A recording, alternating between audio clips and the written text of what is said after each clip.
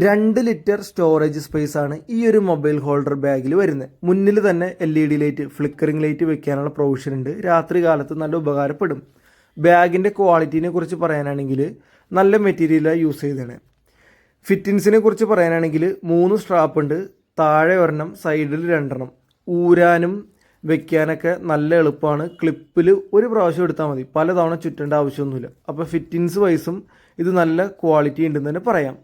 ഇനി സൈഡിൽ 2 പോക്കറ്റ് ഉണ്ട്. 2 പോക്കറ്റും സിബ് ടൈപ്പാണ് വരുന്നത്.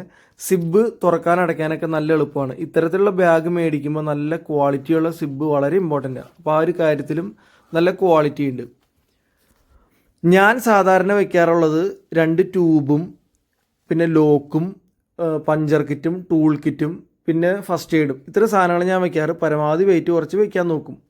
അപ്പോൾ ആ ഒരു കാര്യത്തിലും നല്ല സ്റ്റോറേജ് സ്പേസിൻ്റെ കാര്യത്തിലും ഒരു ബുദ്ധിമുട്ടില്ല.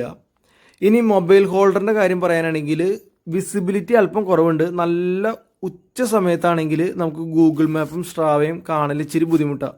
അല്ലെങ്കിൽ ഫോണിൻ്റെ വെട്ടം അത്രയും നല്ല വെട്ടം ഉണ്ടാവണം. ഈ ഒരു ട്രാൻസ്പെറൻറ്റ് പ്ലാസ്റ്റിക് കവറിന് ചെറിയ വിസിബിലിറ്റി കുറവുണ്ട്. എന്നാലും നമുക്ക് ഭൂരിഭാഗം സമയത്തും വലിയ പ്രശ്നം വരില്ല.